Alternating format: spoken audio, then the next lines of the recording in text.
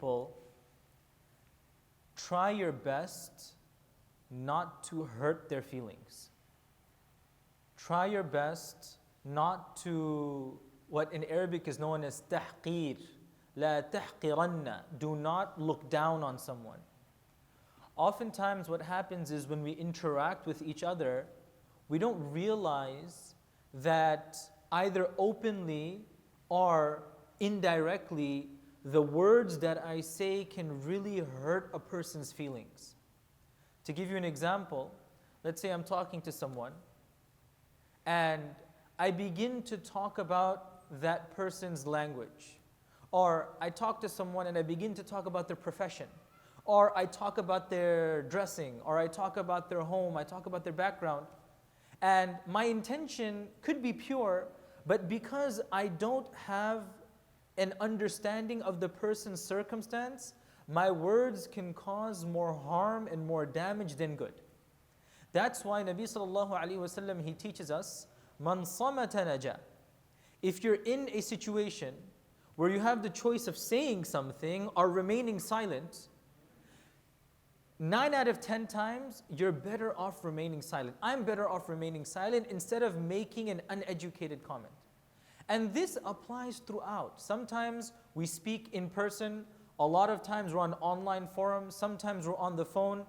And as we're discussing with one another, I don't think a lot about what I'm saying, not realizing the actual harm that it's causing. Once Nabi sallallahu alaihi wasallam was with his Sahaba and he said, a person at times will say something, not realizing that that one word is elevating their status and taking them to Jannah. This person has no idea. He said something and it changes a person's life completely. That person goes on to do ibadah, acquire knowledge, do good deeds. All of those rewards are accelerating his admittance into Jannah. But the opposite is also true.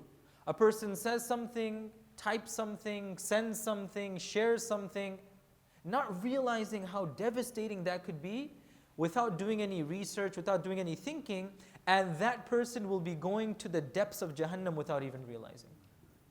So the lesson here is very important that when I'm interacting with people, regardless, older than me, younger than me, wealthier than me, poorer than me, same language, same understanding, different understanding, as they say, when in doubt, best without.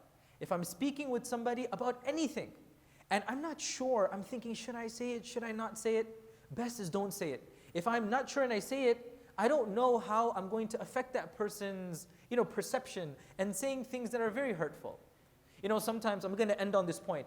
Sometimes I see someone, this happens very often. Icebreakers, when you're talking to someone and you don't know what to talk about, so you just start a conversation. Or you do small talk, and you're like, oh yeah, do you know about this person, or do you know about that?